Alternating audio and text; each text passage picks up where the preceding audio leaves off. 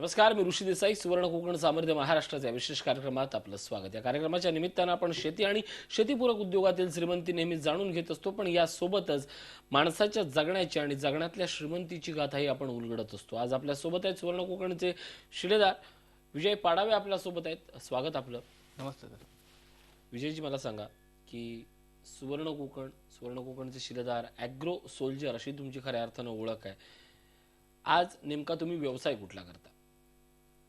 प्रथमतः सर इथे मला बसण्यात हे दिले त्याबद्दल तुमचे आभार, जी 24 तासचे आभार. तसेच सुवर्ण कोकणचे अध्यक्ष श्री सतीश सरांचे मनपूर्वक आभार. त्यांच्या ह्याच्यामुळेच मी आज इथे येऊ शकलो. आता दुसरी गोष्ट की सर, मी आता हे करतोय ते भाजी विक्रेता हा व्यवसाय करतोय. माझ्या माहितीनुसार तुम्ही 200 ते 400 किलोची साधारण भाजी नेहमी हे करता, खरेदी करता आणि ती विक्री करता. नेमका तुमचा दिनक्रम कसा असतो? सर, सकाळी 5:30 वाजता उठून ऑफिसला आहे ना, बरं. तिथून माल घेऊन व्यवस्थित चेक करून, म्हणजे निवडून वगैरे आपल्याला क्वालिटी पाहिजे तशी घेऊन आपलं सेटअप करणं, जाऊन दुकानावरती जाऊन गाडीवरती जाऊन सगळं माल लावणं आणि 9 वाजल्यापासून आमचा दिनक्रम चालू होतो. म्हणजे तसंच या या सगळ्या भाजीबद्दल मी जाणून घेतो. मला सांगा, सगळ्यात अगोदर पहिल्यांदा तुमचा व्यवसाय काय होता? गारमेंटला गारमेंट असिस्टंट मी काम करायचो पहिलं घरीच. कुठली अशी प्रेरणा मिळाली की आपण आता सुवर्ण कोकणमध्ये जॉईन व्हायचं? असं नेमकं काय घडलं? ते सर, प्रेरणा येथून भेटले की मी ॲग्रोवनचा नियमित वाचक होतो. अच्छा. त्या संदर्भातून मी टी व्हीवरती मुलाखती याच्या शेतीविषयक याच्यावरती जे लागायचे संध्याकाळी 6:30 वाजता, त्यानंतर बातम्यांचे, तिथून सुवर्ण कोकणचे मला जी24ला हे भेटलं. हां. तिथून मी ते जी24 कार्यक्रम बघून 2-4 मुलाखती ऐकून सतीश सरांच्या एकदा ऑफिसला फोन केला आणि कार्यशाळा अटेंड केली. अच्छा. कार्यशाळा नेमकी पहिली कार्यशाळा तुमची नेमकी कुठली होती, तुम्हाला आठवते का? हो, साने याला परेलला शिरोडकर हायस्कूलला 17 तारीखची 17 तारीखची कार्यशाळा होती. आणि या कार्यशाळेत नेमकं काय असतं? म्हणजे तुम्ही आय थिंक पहिल्यांदा मोफत कार्यशाळा केली असणार. मोफत. खूप वेळेला असं म्हटलं जातं की मोफत कार्यशाळा म्हणजे नुसतं काहीतरी बोलणं असाल, चहापान असेल आणि नंतर मग घरी जाणं असेल.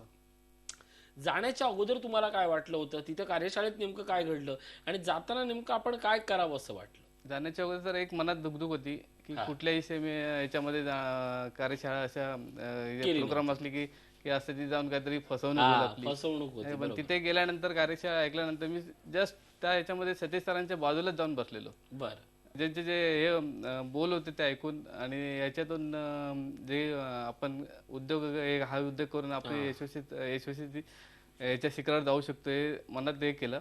आणि 10-1 दिवसानंतर मग मी ते ॲग्रो सोल्जर म्हणून जॉईन होत झालो. नक्कीच, ॲग्रो सोल्जर म्हणून तुम्ही जॉईन झाला. मग अशी कुठली मुवमेंट आली की बाबा चला आपल्याला आता व्यवसाय सुरू करायचा, असं कधी वाटलं आणि त्यासाठी तुम्ही पूर्वतयारी काय केली?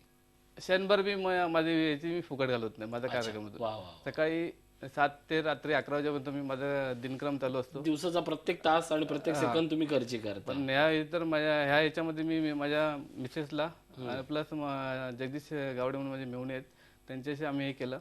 आणि हा याच्यात त्या सगळ्यांचं काय म्हणणं होतं? तुमच्या मिसेस असेल, घरच्यांचं असेल, पाहुण्यांचं असेल, त्यांचं काय म्हणणं होतं? त्यांच्या सपोर्ट शिवाय मी काहीच करू शकलो नसतो सर. बरं. कारण मलाही कोण ना कोणतरी मदतीचा हात त्यांचेही पाहिजेत होते. कारण एकट्याने करणं हे शक्य नव्हतं. नाही शक्य. तर त्यात माझ्या मिसेसचा स्नेहा पाडावे आणि माझा मेहुणे आहेत जगदीश गावडे म्हणून. अच्छा. त्यांनी आम्ही बसून हे केलं आणि जगदीश गावडे म्हणून माझे मेहुणे आहेत, ते सकाळी 5:30 वाजल्यापासून रात्री बंद करून माझ्यासोबत असतं. अच्छा, म्हणजे ते आणि तुम्ही एकत्र मिळून करतात. मुळात त्यांना ज्यावेळी ही योजना सांगितली तेव्हा त्यांचं काय मत होतं सुरुवातीला? परप्रांती येऊन आपल्या बाजूला आपण आपल्या खिशातले हात घालतायत तर आपण काय हे करू नये, काय आपण पण काहीतरी करून त्यामध्ये सुरुवात केली पाहिजे. आता मला सांगा, तुम्ही आणि ज्यावेळी 5:30 वाजता उठता, भाजी खरेदी करणे असेल किंवा लोकांना कन्व्हिन्सिंग करणं असेल, हा पुढचा दिवस झाला. पण तुम्ही पहिल्या दिवशी जो स्टॉल लावला होता तो नक्की आठवत असेल. पहिल्या दिवशी तुमची कमाई काय असेल? कारण पहिल्या दिवशी पहिलंच पाऊल उचललं, लोकांचे कसे अनुभव होते? पहिल्याच दिवशी सर सकाळीच हे जाऊन नौका होता, रस्त्यावरती उभं राहणं होतं. बरं.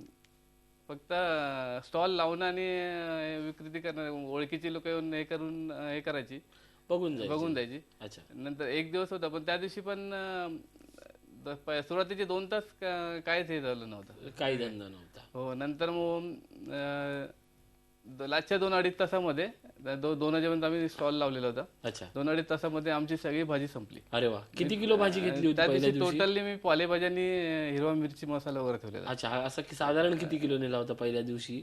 तरी पण मी 1200-1300 ची भाजी नेलेली होती. अच्छा, 1200-1300 ची भाजी नेली होती. मग दुसऱ्या दिवशी म्हणजे पहिल्या दिवशी, कारण कसं असतं आपल्याला की आपण एखादा उद्योग सुरू करतो, व्यवसाय सुरू करतो, त्यावेळी आपल्याला सगळ्यात पाठीशी पैसा नसला तरी चालेल, अनुभव महत्वाचा असतो. पहिल्या दिवशीच्या अनुभवानंतर तुमच्या काय लक्षात आलं की या बाजारपेठेची किंवा जिथे तुम्ही व्यवसाय करता त्यांना नेमकं काय हवंय किंवा त्यांचा ओढा नेमका कशाकडे, या संदर्भात काही कळलं का? मी ह्यापूर्वी पण सर हा धंदा केलेला होता. बरं म्हणजे जवळजवळ 7-8 वर्षापूर्वी. बरं. आणि पण माझ्या वैयक्तिक कारणाने मी तो तुम्ही बंद केलेला होता. आणि अनुभव पण नव्हता, म्हणजे पाठीशी असं मार्गदर्शन करणारं कोण नव्हतं. आता इथे कसं होतं, काही अडलं की सरांशी फोन करा किंवा तिथे उपयुक्त शिलेदार असतात त्यांच्याशी बोला किंवा आमचे सोबतचे सवंगडी आहेत भाजी विक्रेते, म्हणजे असं आमचे सोल्जर्स आहेत, त्यांच्याशी काहीतरी काय अडलं तर त्यांच्याशी कॉन्टॅक्ट करून हे करतो. आणि म्हणजे थोडक्यात पहिल्यांदा व्यवसाय करताना आपण एकटे आहोत त्याची जाणीव असते, पण आता आपल्या बरोबर कोणतरी आहे, उद्या मला काही फायदा झाला किंवा नुकसान झाला, माझ्या सोबत सगळे आहेत, ही एक भावना येते. आणि मग आता सध्या तुम्ही किती किलो भाजी घेता आणि या भाजीमध्ये कुठले कुठले प्रकार असतात?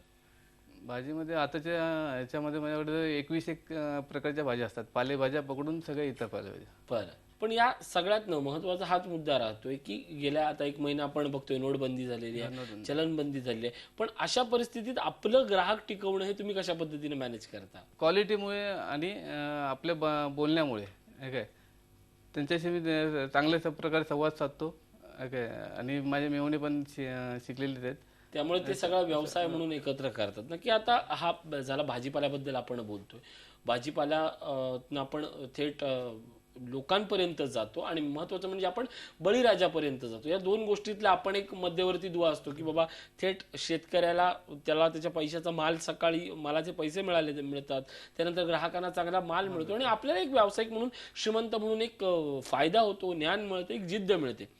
पण या सगळ्याच्या निमित्तानं ज्यावेळी तुम्ही आता साधारण हा व्यवसाय करून जो काही कालावधी झाला, त्या सगळ्यात एक आता भाजी व्यावसायिक म्हणून स्वतःकडे कसं बघता? या पुढच्या काळात तुम्हाला आणखीन काय करायचं? ह्या पुढच्या काळात सर प्रगती तर करायचीच आहे. बरं. आणि लोकांच्या घराघरापर्यंत पोहोचायचे. आम्ही पुढचा एक आमचा हे आहे की व्हॉट्सअपद्वारे लोकांची ऑर्डर घ्यायची आणि घरपोच करायची, फ्री होम डिलिव्हरी. व्हॉट्सअपद्वारे या सगळ्या योजनेला लोकांचा कसा प्रतिसाद मिळतोय, कसं काय आहे? अजून चालू करायचं, सुरू करायचे, पण हा नवीन नाविन्याचा भाग म्हणून एक खूप खरंच सुंदर आहे. मित्रांनो, ज्या पद्धतीने विजय पाडावे एक व्यावसायिक म्हणून, या सगळ्या ॲग्रो सोल्जर म्हणून ते सुवर्ण कोकणच्या चळवळीत आहेत, प्रवाहात आहेत, त्यांना हे सगळं करायचं आहे. नाविन्याची जोड आहे, कुटुंबाची साथ आहे आणि सगळ्यात महत्त्वाचं म्हणजे स्वतःला सिद्ध करणं पण असतं. हे सिद्ध करणं आणि याच गोष्टीच्या निमित्तानं गेले काही आठवडे आपण जे बोलत असतो की इथं आलेली माणसं म्हणजे फार मोठी काही व्याख्याती नसतात किंवा फार मोठ्या शब्दांचं भांडार घेऊन नसतात, पण त्यांना अनुभव असतो की 6 तासाच्या धंद्याच्या सगळ्या त्या पिरियडमध्ये शेवटच्या 2 तासात कुठली भाजी जाईल याची गणितं फिक्स असतात. आपला आलेला कस्टमर रिकाम्या हाताने जाऊ नये याच्यासाठी नेमकी कोणती गणितं असतात ती कदाचित मार्केटिंगच्या पुस्तकात मिळत नाहीत, ती सगळी अनुभवाची गणितं असतात. अशा प्रकारच्या व्यावसायिकांच्या बोलण्यातनं नेहमी आपल्याला मिळत असतात. सुवर्ण कोकण नेमकं हेच करत आहे. सुवर्ण कोकण ॲग्रो सोल्जरच्या माध्यमातून, शिलेदाराच्या माध्यमातून या सगळ्यापर्यंत बोलत राहतं, सगळ्यांशी जोडत राहतं आणि सगळ्यात महत्त्वाचं म्हणजे त्यांना कुठंतरी प्लॅटफॉर्म आणून देतं. एका चळवळीतनं निर्माण झालेल्या, एका चळवळीतनं श्रीमंत झालेल्या माणसाला ज्यावेळी अशा पद्धतीनं झी 24 तास सारख्या किंवा सुवर्ण कोकणच्या कार्यक्रमाच्या निमित्तानं महाराष्ट्रासमोर आणलं जातं. पहिला एपिसोड त्यांचा अडखळण्यात जातो कदाचित, पण पुढच्या वेळेला ते अनुभवाची श्रीमंती घेऊन येतात, शब्दांची श्रीमंती घेऊन येतात आणि सगळ्यात महत्त्वाचं जो पहिल्या एपिसोडमध्ये जी मी गोष्ट नेहमी बोलत असतो की मोटो, दुसऱ्याला जगण्याचा मोटो देणं, दुसऱ्याला श्रीमंतीचा मोटो देणं, आयुष्याचं एक ध्येय देणं, या सगळ्या गोष्टी या सगळ्या प्रवाहात यशस्वीपणे सार्थ केल्या जात आहेत. मित्रांनो, याच निमित्तानं ज्या पद्धतीनं मी आता शिलेदाराचं महत्त्व सांगितलं, शिलेदाराचं कार्य सांगितलं, त्या शिलेदारांची बैठक, महत्त्वाची बैठक होते 17 तारीखला, 17 डिसेंबरला घाटकोपर SNDT मध्ये ती बैठक होते. तर 18 तारीखला मोफत कार्यशाळा आहे औरंगाबादमध्ये भानुदास चव्हाण हॉल इथे ही कार्यशाळा होणार आहे. तर 18 तारखेलाच पुण्यामध्ये सशुल्क कार्यशाळा होती आहे रंगदर्शन सभागृहामध्ये. या सगळ्या कार्यशाळांना, या सगळ्या उपक्रमांना जर तुम्हाला सहभागी व्हायचं असेल तर एकच काम करायचं आहे, स्क्रीनवर दिसणाऱ्या नंबरशी संपर्क साधा आणि आपला प्रवेश नक्की नोंदवा. विजय पाडावे त्यांच्या यशाबद्दल, त्यांच्या श्रीमंतीबद्दल आणखीनही बोलणार आहोत. एक छोटासा ब्रेक घेतोय. पात्र सुवर्ण कोकण, सामर्थ्य महाराष्ट्राचे.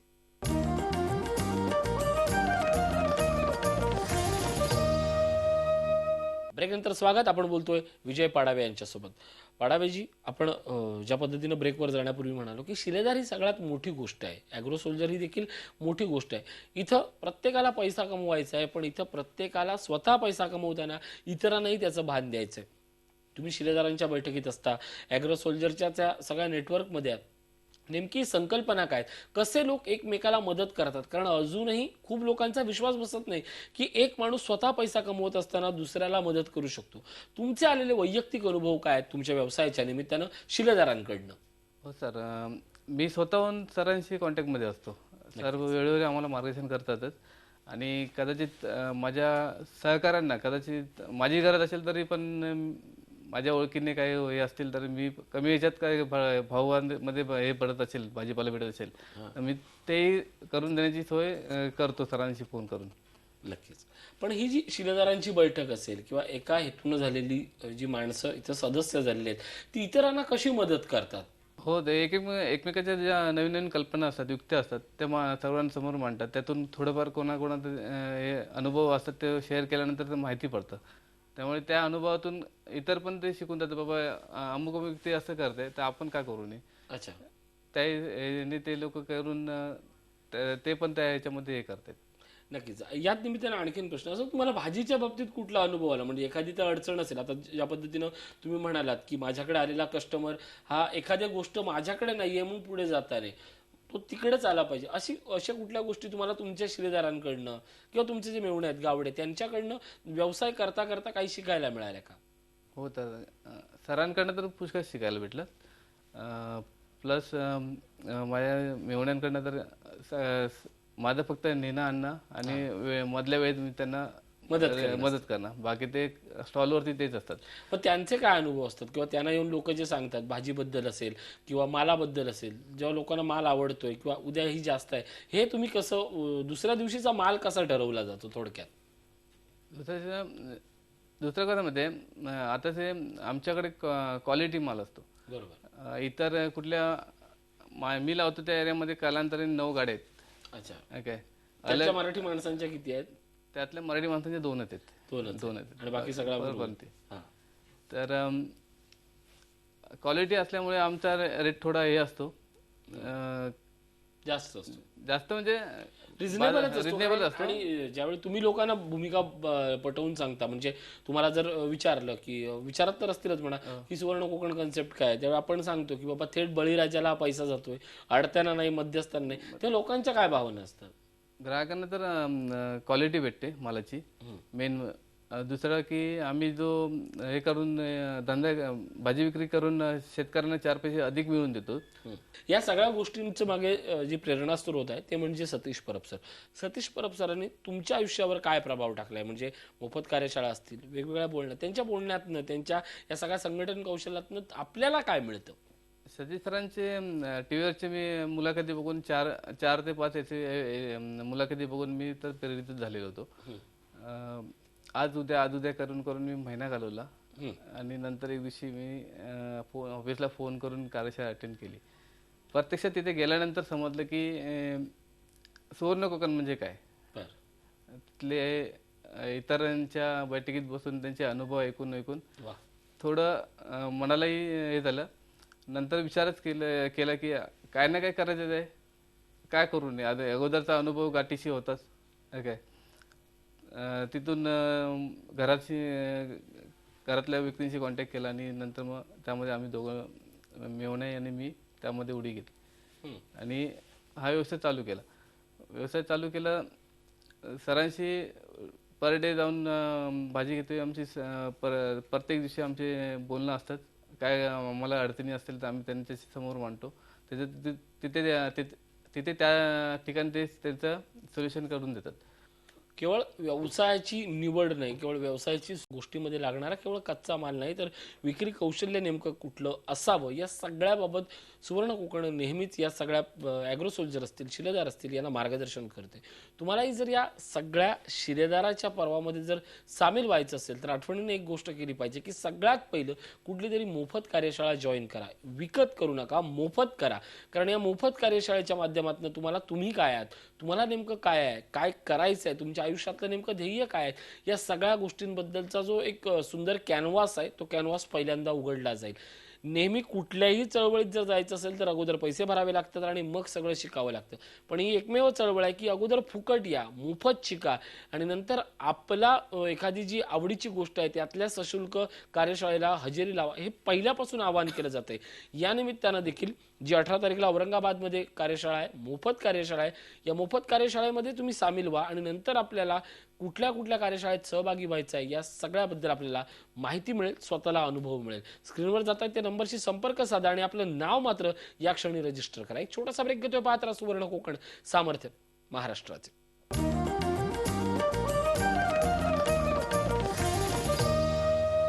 कोणचे ॲग्रो सोल्जर शिलेदार विजय पाडावे यांच्यासोबत. पाडावे, आपण ज्या पद्धतीनं तुमच्या भाजी व्यवसायाबद्दल, सुवर्ण कोकणच्या प्रगतीबद्दल, शिलेदाराबद्दल चर्चा करतो ते सगळं पाहिल्यानंतर तुम्हाला आता आणखीन काय करायचं आहे, गावी जाऊन असेल किंवा मुंबईत असेल, कुठले व्यवसाय करावीची मनात इच्छा आहे? गावी आमची शेतीच आहेत, आमच्याकडे कोकणात भात शेतीचं मोठ्या प्रमाणाचं असतं. पण ह्याच्यानंतर पुढे आता सध्या तर आई वडील संभाळत आहेत. बरं. आई वडिलांच्या नंतर आपल्याला काय मुंबई जास्त दिवस हे करायचे नाहीत, गावी जाऊन सांभाळायचं आहे. मग गावी जाऊन काय ना काय तर करायचं. ह्यासाठी मनात आहे एक कल्पना आहे की कुक्कुटपालनाचं हे करायचं. मी त्यासाठी ॲग्रोवनचा पहिल्यापासून वाचक होतो. कुठल्या ना कुठल्या तरी गावी जाऊन काहीतरी करायचं ह्या हिशोबाने मी सतत 5 वर्ष झाले ॲग्रोवनचं वाचक आहे. त्यामुळे सुभाष पाळेकर असतील किंवा इतर हे असतील त्यांची सुवर्ण कोकणची साथ मिळाली आहे आणि आता त्यात सुवर्ण कोकणची साथ मिळालेली आहे. तर ह्याच्या पुढे मला करायचं कुक्कुटपालनाचं. म्हणजे शेतीपूरक उद्योगाकडे तुमचं आता प्राधान्यानं तुम्ही भर देणार आहात. आणि सगळ्यात महत्त्वाची आणखीन गोष्ट किंवा तुमचे अनुभव असतील किंवा इथं बसणाऱ्या प्रत्येक माणसाचे अनुभव हे असतात की नोकरीत काही नाही आहे, स्वतःच्या व्यवसायात प्रचंड श्रीमंती लपली आहे. आज असे असंख्य तरुण आहेत की नोकरीच्या आशेनं स्वतःचं अख्खं अर्ध आयुष्य बाद घालवतात आणि नंतर मात्र तुटपुंज्या पगारावर घर कसं चालणार हा प्रश्न काढतात.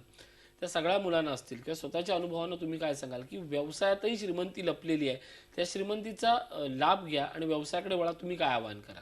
तुम्हाला मार्गदर्शन जर हवं असेल सुवर्ण कोकणमध्ये विनामूल्य मार्गदर्शन भेटतं. तिथे या, तिथे येऊन स्वतःची जी श्रीमंती आहे, प्रगती आहे ती करा, ते अनुभव घ्या तिथून आणि नंतर तुम्ही त्यामध्ये आनंदाने उडी घ्या.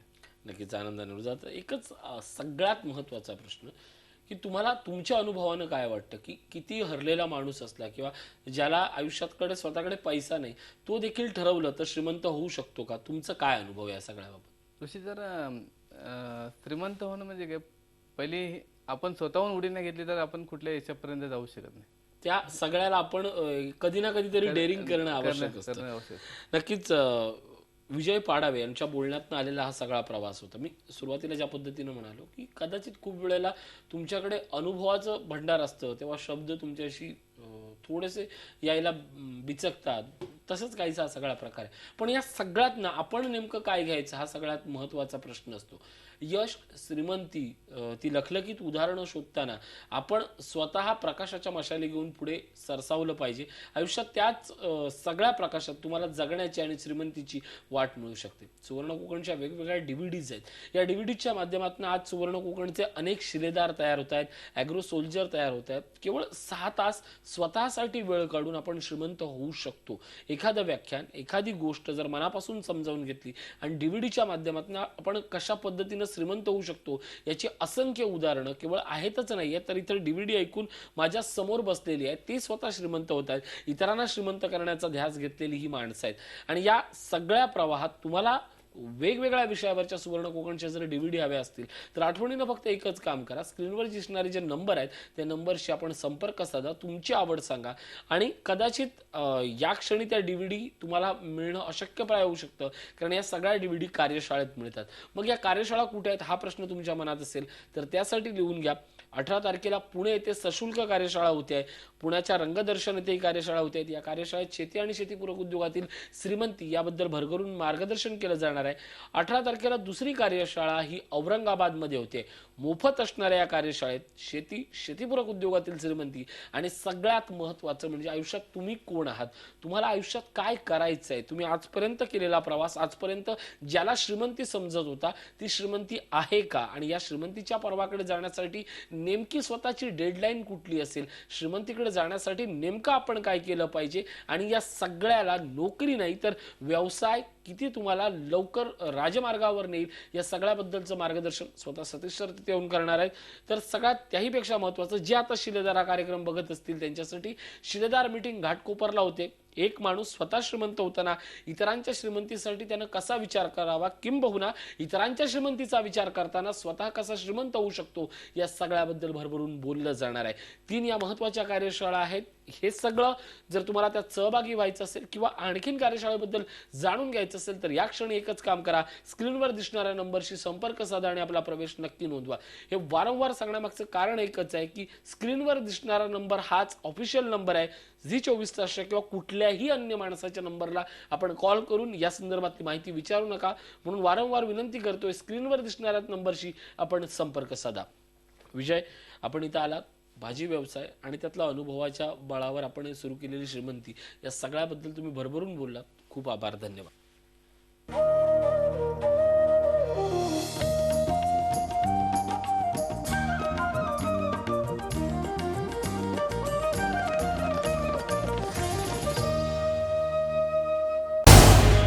झी 24 तास रहा एक पाऊल पुढे.